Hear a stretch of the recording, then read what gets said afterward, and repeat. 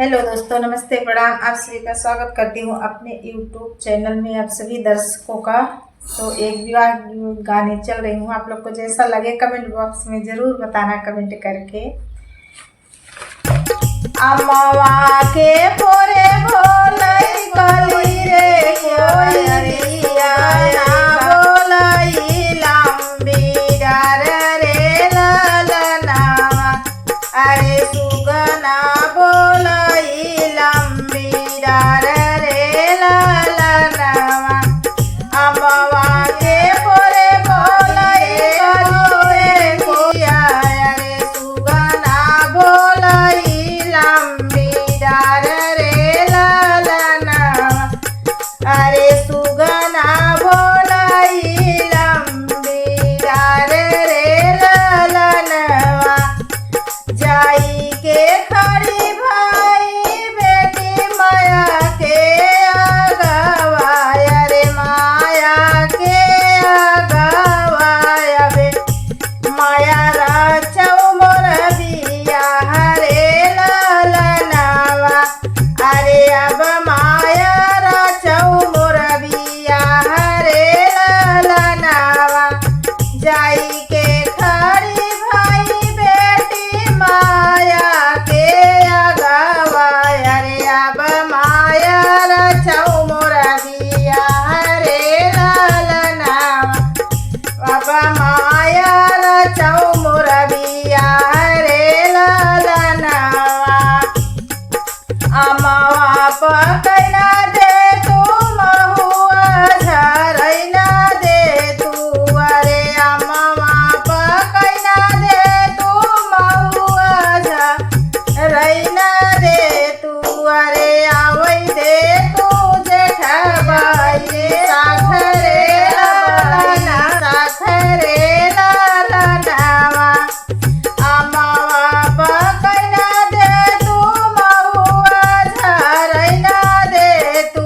अरे आवै दे तू जेठबाई साखरे ललना साखरे ललनावा। अम्मावा के पोरे बोलई काली रे कोयलिया रे काली रे कोयलिया रे सुगना बोलई लंबी डार रे ललनवा। अम्मावा के पोरे बोलई काली रे कोयलिया रे काली रे कोयलिया रे